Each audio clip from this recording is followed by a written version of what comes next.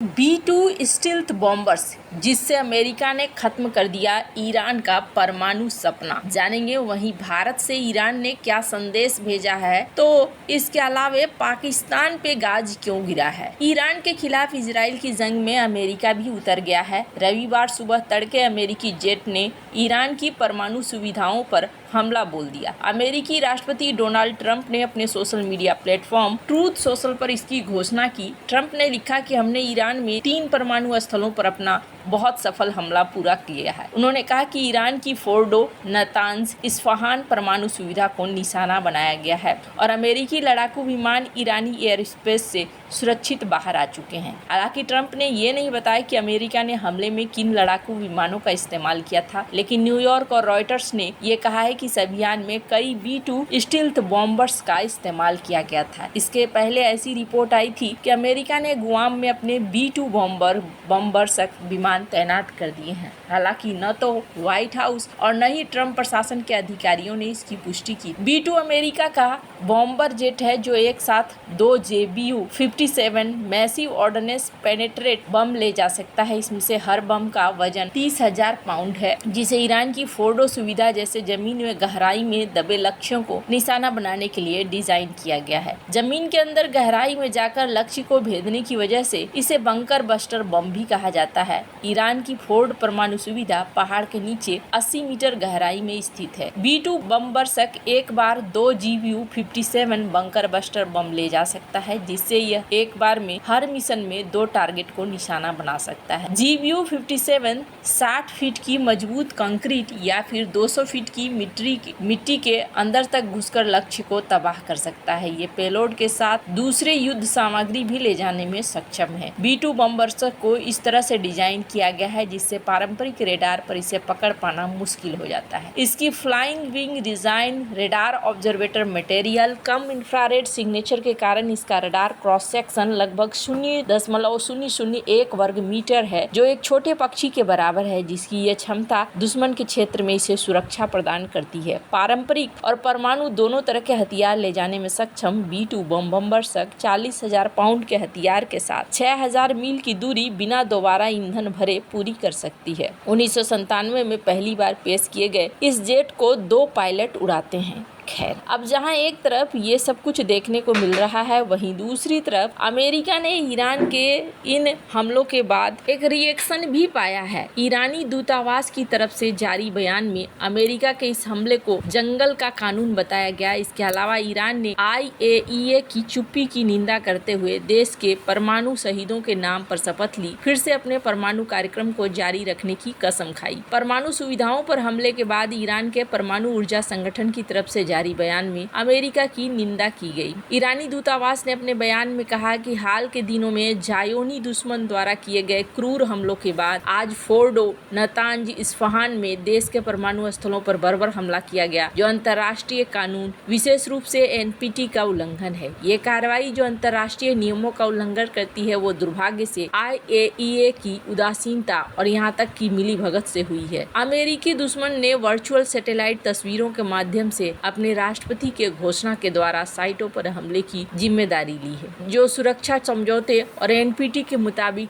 लगातार IAEA की निगरानी के अधीन है। ये उम्मीद की जाती है कि अंतर्राष्ट्रीय समुदाय जंगल के नियमों में निहित इस अराजकता की निंदा करेगा और ईरान को उसके वैध अधिकारों का दावा करने में समर्थन देगा। ईरानी दूतावास ने कहा कि ईरान का परमाणु ऊर्जा संगठन ईरान के महान राष्ट्र को आश्वस्त करता है, अपने दुश्मनों की दुर्भावनापूर्ण साजिशों के बावजूद हजारों क्रांतिकारी और प्रेरित वैज्ञानिकों और विशेषज्ञ के समर्पण के साथ ये परमाणु शहीदों के खून पर बने इस राष्ट्रीय उद्योग के डेवलपमेंट को रुकने नहीं देगा। यह संगठन कानूनी कार्रवाइयों जैसे कि महान ईरानी लोगों के अधिकार की रक्षा के लिए आवश्यक कदम उठा रहा है। ईरान ने यह आरोप लगाया कि यह हमला उन ठिकानों पर किया गया है जो पहले से अंतर्राष्ट्रीय निरीक्षण और निगरानी में थे, इसलिए ये कदम पूरी तरीके से अवैध और उकसावे की कार्रवाई है। हालांकि इन सब में पाकिस्तान भी बुरा फंसा है। ईरान के परमाणु स्थलों पर अमेरिका के हवाई हमले के बाद पाकिस्तान बुरी तरह से फंस गया है। अमेरिका ने ये हवाई हमले रविवार को तब किए हैं जब एक दिन पहले ही पाकिस्तान ने घोषणा की थी कि उसने अमेरिकी राष्ट्रपति डोनाल्ड ट्रंप का नाम नोबेल शांति पुरस्कार के लिए भेजा है। अमेरिकी हमले ने पाकिस्तान के सेना प्रमुख और डोनाल्ड ट्रंप के बीच व्हाइट हाउस की मुलाकात को लेकर भी सवाल खड़े किए थे। सवाल उठने लगे हैं कि क्या असीम मुनीर को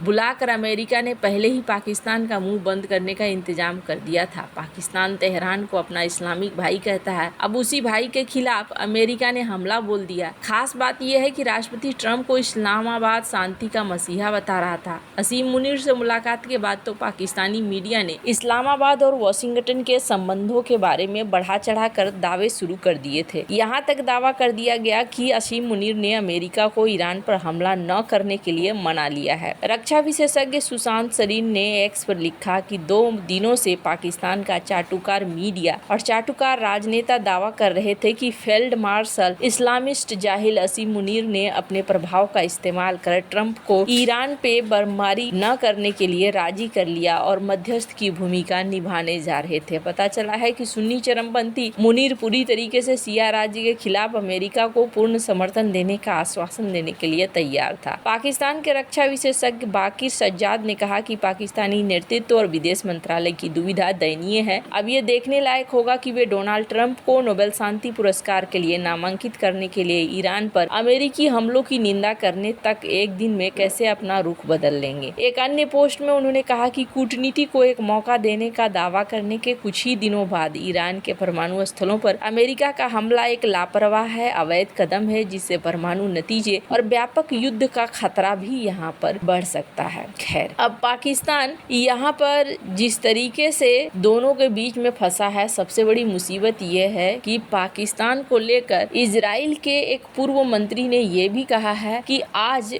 अगर ईरान का नंबर है तो कल पाकिस्तान का नंबर होगा और ये चीज बहुत ज्यादा भारी पड़ेगी। ये बात तो सही बात है।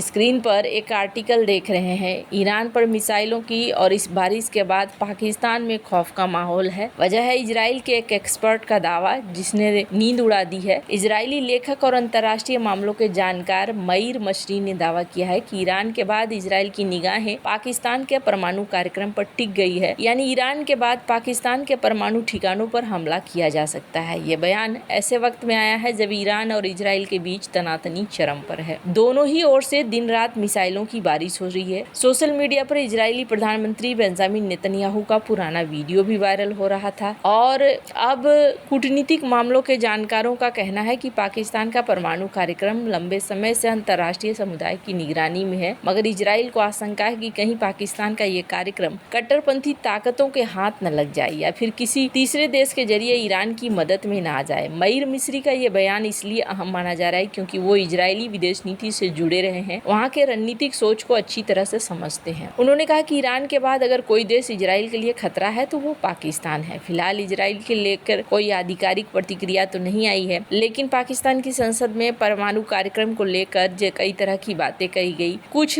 नेताओं ने दावा यहाँ तक कर दिया कि अगर ईरान पर हमला हुआ तो पाकिस्तान ईरान की मदद के लिए इजराइल पर परमाणु बम दाग देगा, लेकिन पाकिस्तान के विदेश मंत्री ने इसे उलूल जुलूल बयान बताकर खारिज कर दिया है। उधर ट्रंप ने आसिम मुनीर को लंच का न्योता देकर बुला लिया, ठीक से समझा दिया, लेकिन अगर मसरी के दावे में थोड़ी भी सच्चाई है तो वेस्ट एशिया के बाद साउथ एशिया में भी उथल पुथल मचेगी। आपको क्या लगता है इन सब मामले में, आपकी क्या राय है? कमेंट कर जरूर बताएं। जल्द मिलते हैं अगले वीडियो में नई खबर के साथ।